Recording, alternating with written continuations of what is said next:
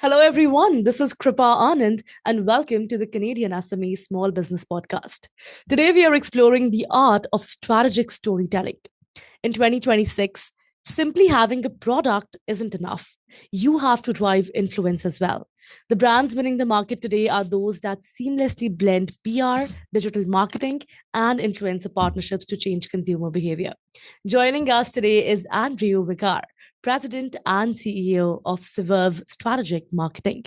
With 30 years of experience, Andrew is a recognized expert who has led Canadian marketing for some of the biggest toys in the history, from Pokemon to Squishmallows. He's an accredited PR who knows exactly how to position brands to reach the right audience at the right time.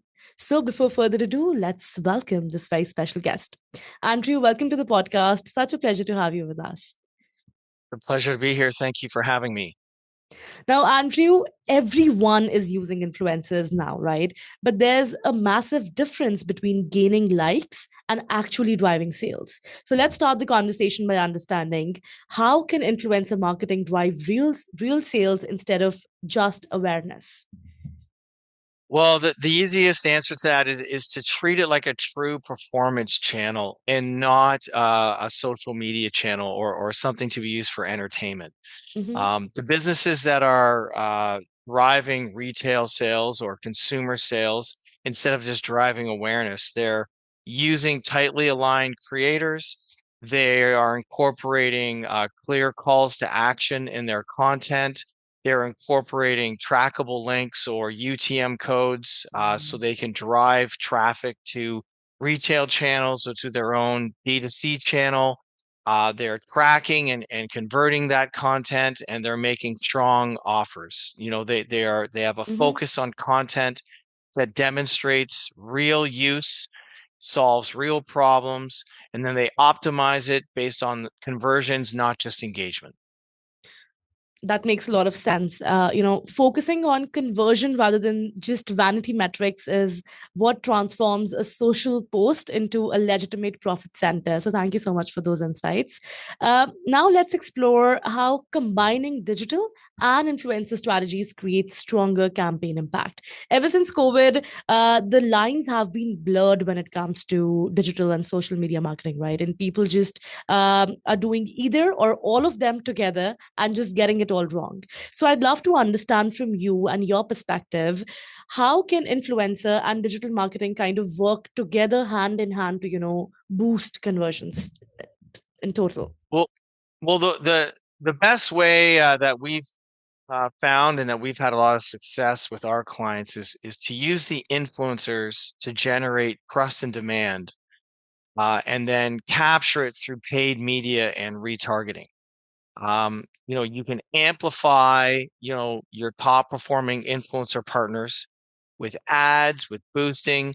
You can guide users to optimize landing pages. You can guide users to retail channels or direct to consumer channels. And then you can capture their information and then you can follow up through email marketing or by remarketing to close and convert the sale. No, definitely creating a feedback loop, right, between social proof and targeted digital ads is what that creates that seamless journey that consumers just can't ignore. That's great. Now, let's discuss the missing piece of the entire puzzle, right? Let's discuss how PR elevates campaigns beyond just digital performance. So, from someone being from media industry, I understand the extensive importance of public relations, right? But for a layman, it might not be a big deal or might just be another buzzword that they use in media or advertising. So, I'd love for you to take this opportunity and educate our audience about why is PR the missing piece in successful marketing campaigns? Well, PR builds the credibility for brands that ads cannot, Yeah. by driving or getting earned media. You're getting third party validation Yeah. through trusted sources, and you're using storytelling and the media to create trust, but creating trust at scale. Hmm. It makes all the other channels convert better. and it lowers your acquisition costs. And it's by far the most cost-effective way to build large-scale brand awareness and trust for your brand. Definitely. The additional credibility that you're getting, right? And you're not paying a dollar to get that is what creates all the difference. And building on what you said, here's a special message for all of our listeners, specifically for all the entrepreneurs watching. In 2026, attention is the most expensive commodity on earth. If you are just buying ads, you're renting space. If you're telling a strategic story, you're owning the market. Andrew's success with brands like Squishmallows and Pokemon didn't happen by accident. It happened by driving influence across every channel. Don't just post, position. Use PR to build the authority, influencers to build the trust, and digital to close the deal. Whether you sell toys or tech, your story is your greatest competitive advantage. Start telling it with intent. Now, coming back to you, Andrew, leveraging earned media through PR provides that validation that you talked about that turns a skeptical browser into a loyal buyer. Great. Moving ahead, let's look at how high impact strategies can be adapted for smaller brands. When we talk about SMBs, I don't think there's like we're living in a world where the opportunities and everything is at a leveling playing field, right? So the tools and everything that is available, it's not just for the bigger MNCs or the larger corporations out there. That is also available to literally each and every person. So how can small businesses grow using these strategies without big budgets? Yeah, I mean that you're absolutely right. That is one of the best things that the internet in general, as well as social media and digital marketing tools have allowed, which is they've allowed the smaller players to compete in some respects on equal playing fields with the larger players, budgets, of course, aside. Um, SMBs, we work with a lot of SMBs, startups, Mhm, companies that are just getting going. And when they have limited budgets, what we do is we focus on things like using micro influencers, PR, driving organic content, right? Through PR is a mhm, big one. As we said, it's probably the most effective channel, as well as using strategic partnerships to to leverage the audiences that exist on their channels mhm, and bring audiences over to yours and earn trust. You can reuse content, so you can work with micro partners and then buy their content as UGC. It doesn't cost much, typically $500 to $1,000 for a piece of content, and you can use those to as your ads across all of your channels. mhm. You prioritize your high intent audiences. Be careful in how you invest. Do it only in ways that's going to drive measurable results.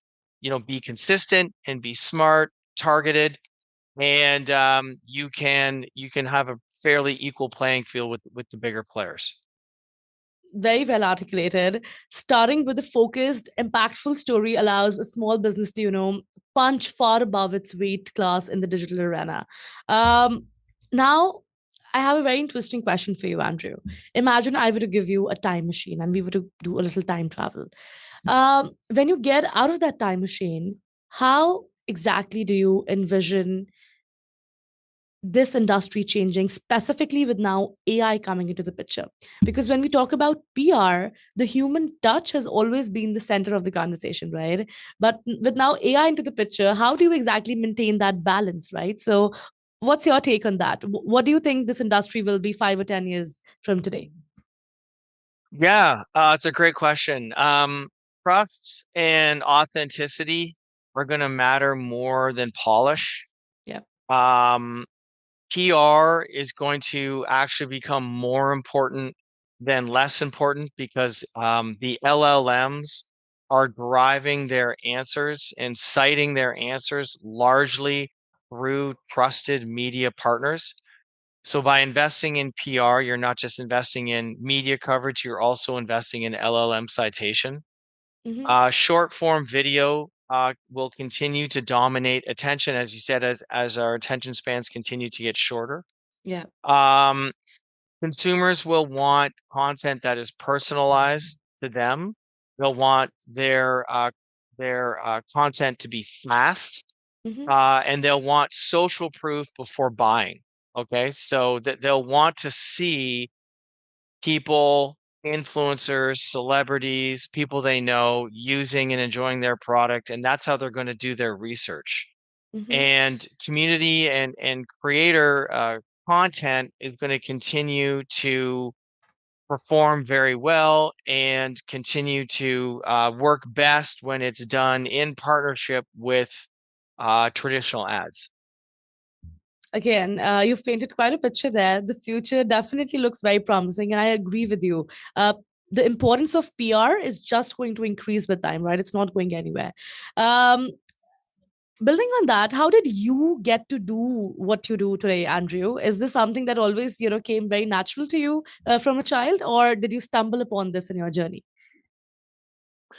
I mean, I always knew that I was going to get into the media field, and I Uh-huh. always knew that I was going to get into marketing and Mm-hmm. advertising. I studied advertising in school. I went to school with the goal of writing and creating ads. And but I did stumble into the more of the PR space somewhat accidentally, Mm-hmm. and really enjoyed it, and ultimately just stayed there. Wow. The best stories are just so random in life, right? But I'm so glad that you got to do this because so many of us in the ecosystem are thankful for your existence. I'm loving this conversation and definitely I'm going to get you back for another episode, hopefully the in studio episode that we do the next. But for now, before we let you go, Andrew, if there's one final piece of advice that you want our listeners to stay with, for any brand or any business who is struggling to stand out but don't know where to take that first leap of faith from, if you could whisper one thing into their ear, what would you say and why? I would tell them first and foremost to focus their efforts on something very specific, be that a message, be that a product or a line or a retail partner. Too many marketers and business owners, especially SMBs, Mm-hmm. um, can lack focus and try to do all things for all people, and they spread themselves and their message too thin. Mm-hmm. I would tell them to narrow their audience, really focus in on specifically who their target and consumer or buyer is. Once they do that, sharpen your message, make sure it's again very focused, lean into a very clear point of view that speaks directly to them and their needs. Mm-hmm. When they do create their message and they do create their content, show real value. Don't make generic pie in the sky, sort of ambiguous type claims. Um, Use consistent, recognizable content, and then continue to do that consistently, and you'll build trust and familiarity with your audience over time. That is indeed a great reminder that the right story told to the right people can change everything. Andrew, it Yes. was such a pleasure having you on the show. Thank you so much for joining us today. Thank you. I really appreciate you having me on. Of course. All right. That was Andrew Wagar from Swerve Strategic Marketing, a masterclass on how to drive influence, leverage PR, and use strategic storytelling to turn any brand into a household name. To all the listeners, thank you so much for tuning in to the Canadian SME Small Business Podcast. Be sure to subscribe and visit CanadianSME.ca for more such resources. To learn more about how we are supporting the ecosystem, please visit the Canadian SME Small Business Foundation at smbfoundation.ca. And lastly, a very special thank you to our partners, UPS and ADP, our HR partner, for their ongoing commitment to empowering SMBs across Canada. I'll see you all in the next episode. Kripa Anand signing off.